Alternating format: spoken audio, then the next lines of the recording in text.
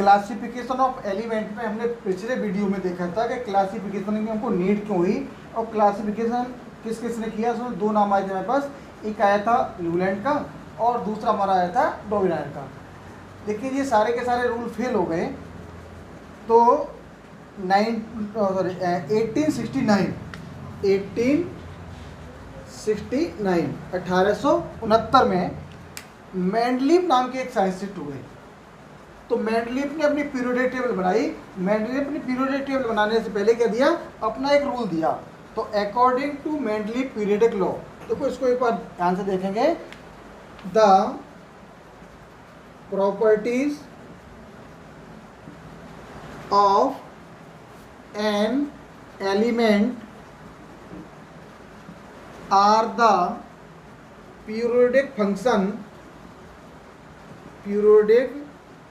function of their atomic mass। ये Mendeleev ने अपना रूल दिया। मेंडलीव ने कहा कि जो न्यूलैंड का ऑक्टेव रूल था वो भी फेल हो गया, और जो डोवेनायर ट्रेड थी वो भी फेल हो गई। 6 ट्रेड के बाद वो आगे ट्रेड बना ही नहीं पाए। लेकिन तो उन्होंने कहा कि जो क्लासिफिकेशन है वो क्लासिफिकेशन इन दोनों रूल पर डिपेंड नहीं है। क्लासिफिकेशन डिपेंड है उनके एटॉमिक मास पर।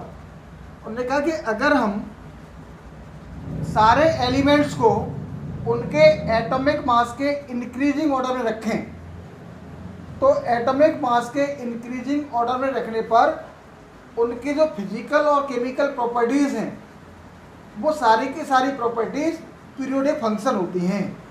वो लिखा है ना कि the properties of an element are the periodic function of their atomic मास।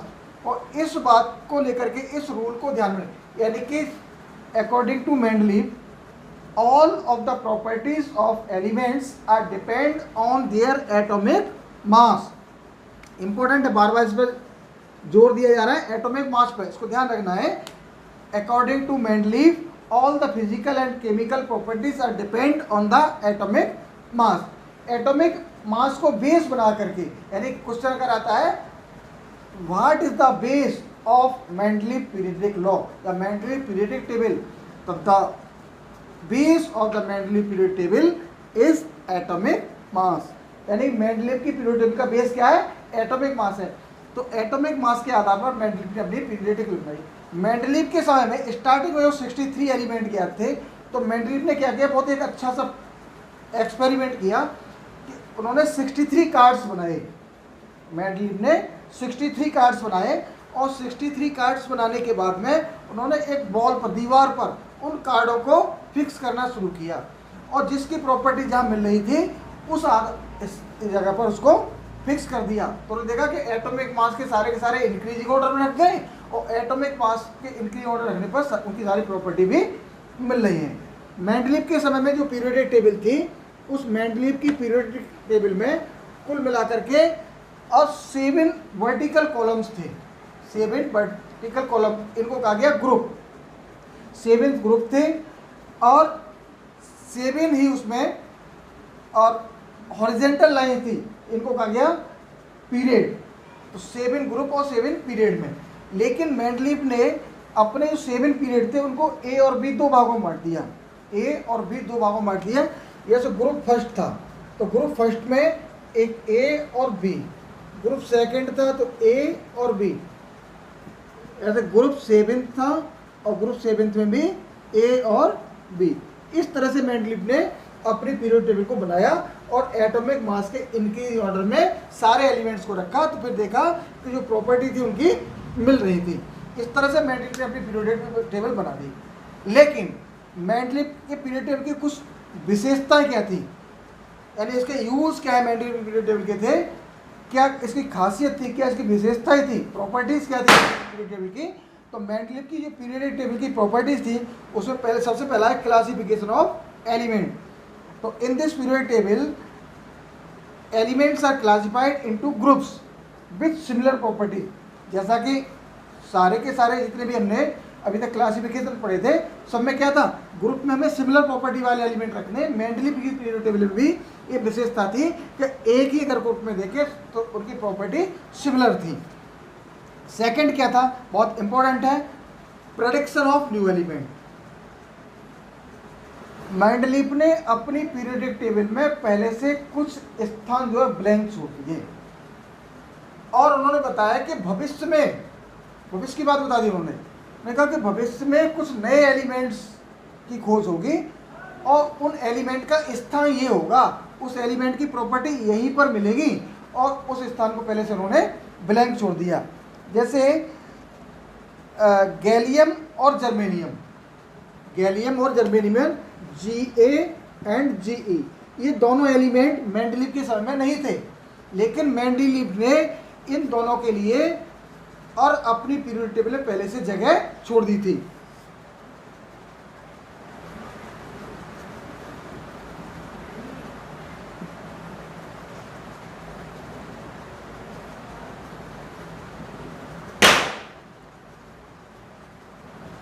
अब क्या था, मेंडलीव कैसे जगह छोड़ी थी, जैसे मेंडलीव की पीरियोडिक टेबल में ये था, यहाँ गैलियम नहीं था लेकिन इसके स्थान पर यहाँ स्थान ब्लैंक था, जर्मेनियम नहीं था इसके स्थान पर यहाँ स्थान ब्लैंक था, खाली छोड़ दिया। अब मेंडलीव ने क्या कहा, मेंडलीव ने कहा कि ये जो स्थान खाली छोड़ा है यहाँ पर भविष्य में किसी न किसी एलिमेंट की खोज होगी, और यही नहीं इससे आगे भी बढ़ करके उन्होंने इसका नाम रख दिया, क्योंकि एल्यूमिनियम के बाद आ रहा था इसलिए इसका नाम रखा उन्होंने ए का एल्यूमिनियम। ये जो सिलिकॉन के बाद आ रहा था इसलिए इसका नाम रख दिया ए का सिलिकॉन। तो ये मेंडलीव की पीरियोडिक टेबल की बहुत खास विशेषता थी। अगर सबसे अधिक अगर मेंडलीव को श्रेय जाता है तो इस बात के लिए कि उन्होंने भविष्य में और खोज होने वाले जो एलिमेंट्स का पूर्व में ज्ञान था कि भविष्य में कोई ना कोई एलिमेंट खोजा जाएगा, इसलिए उन्होंने अपनी पीरियोडिक टेबल में स्थान छोड़ा और वो ठीक जगह पर आकर के जब उसकी खोज हुई गैलियम और जर्मेनियम के रूप में, तब यहाँ पर उनको रखा गया, यहाँ पर गैलियम रख दिया गया और यहाँ पर जर्मेनियम। इसकी प्रॉपर्टी इस ग्रुप से मिल रही थी और इसकी प्रॉपर्टी इस ग्रुप से मिल रही थी। तो ये मेंडलीव की पीरियोडिक टेबल की दूसरी विशेषता थी। तीसरी विशेषता क्या थी, तीसरी विशेषता ये थी मेंडलीव की पीरियोडिक टेबल में कि मेंडलीव ने केवल 7 ग्रुप बनाए थे। इस समय पर नोबल गैस का कहीं कोई चर्चा नहीं थी, लेकिन बाद में जब नोबल गैस की चर्चा हुई, नोबल गैस की खोज हुई, तो मेंडलीव की पीरियोडिक टेबल में कहीं उसके लिए स्थान नहीं था। लेकिन मेंडलीव की पीरियोडिक टेबल मेंडलीव ने लास्ट में एक 0 ग्रुप बना दिया, एक कॉलम बना दिया, यानी अब 7 की जगह पर कितने हो गए, 8 कॉलम हो गए, 8 ग्रुप हो गए मेंडलीव की पीरियोडिक टेबल लास्ट में जाकर के। तो जो एलिमेंट की बाद में खोज हुई उन सारे के सारे इस 0 ग्रुप में रख दिए गए। इनकी प्रॉपर्टी सारी की सेम मिल रही थी और इसके क्रम में आ रही थी, इसकी पीरियोडिसिटी में आ रही थी। तो मेंडलीव की पीरियोडिक टेबल में कोई भी चेंज किए बगैर, और जब नोबल गैस 0 ग्रुप में थे नोबल गैसेस, तो नोबल गैस की खोज होने के बाद में मेंडलीव की पीरियोडिक टेबल में बिना कोई चेंज किए हुई और पीरियोडिक टेबल में उनको स्थान मिल गया। ये मेंडलीव की पीरियोडिक टेबल की तीसरी खास विशेषता थी। एंड लास्ट फोर्थ जो थी वो क्या थी कि मेंडलीव ने और कुछ जो एलिमेंट थे उनके एटॉमिक मास को भी करेक्ट किया मेंडलीव, और जो आज तक करेक्ट है मेंडलीव ने जो बता दिया था वही है।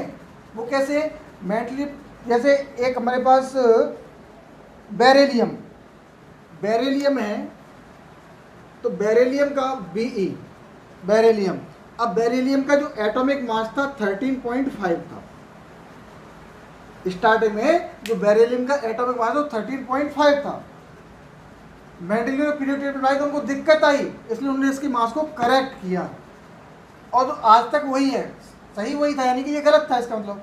तो उन्होंने क्या किया कि अब इसका 13.5 कैसे था मास, कि इसकी जो बैलेंसी थी, बेरिलियम की बैलेंसी थी वो 3 थी, और इसका जो इक्विवेलेंट मास था वो था 4.5।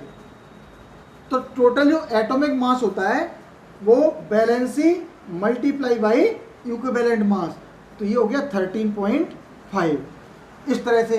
तो ये उस समय सही था, क्यों? बेरिलियम की वैलेंसी को ही 3 जाना जाता था कि बेरिलियम की वैलेंसी 3 है। अब बेरिलियम की वैलेंसी 3 है तो फिर यहाँ पर क्या होगा, 13.5 इसका एटॉमिक मास होगा, क्योंकि इक्विवेलेंट मास इसका 4.5 है। इक्विवेलेंट मास बदलता नहीं है, तो ये 4.5 फिक्स है, वैलेंसी 3 से 13.5 आ गया। लेकिन मेंडलीव ने पीरियोडिक टेबल बनाई तो 13.5 जो था फिर वो कहाँ रखा रहना चाहिए? कार्बन का एटॉमिक मास था 12, कार्बन का था 12 और नाइट्रोजन का एटॉमिक मास था 14, तो अब यहाँ पर बीच में रखा जाना चाहिए था, यानी कि बेरिलियम जो है यहाँ पर रखा जाना चाहिए था। लेकिन ऐसा नहीं हुआ, बेरिलियम को यहाँ पर नहीं रख पाए, क्योंकि 12 के बाद 14 आ गया तो 13 हो सकता था। यहाँ पे इसकी प्रॉपर्टियाँ मिल ही नहीं रही थी, तो इसलिए उन्होंने इसके एटॉमिक मास को करेक्ट किया और उन्होंने कहा कि बेरिलियम की जो वैलेंसी है वो 3 जो है ये गलत है, बेरिलियम की वैलेंसी 3 नहीं हो सकती, इसकी वैलेंसी कितनी होगी? 3 की जगह पर 2 होगी और इक्विवेलेंट मास 4.5 है। इस तरह से इसका एटॉमिक मास होगा 9। जब एटॉमिक मास 9 होगा तो Li7 और B11 बोरॉन, इन दोनों के बीच में यहाँ पर रखा जाएगा बेरिलियम को, जिसका एटॉमिक मास 9 है। तो इस तरह से मेंडलीव ने कुछ एटॉमिक मास थे उनको भी करेक्ट किया। कितने लोगों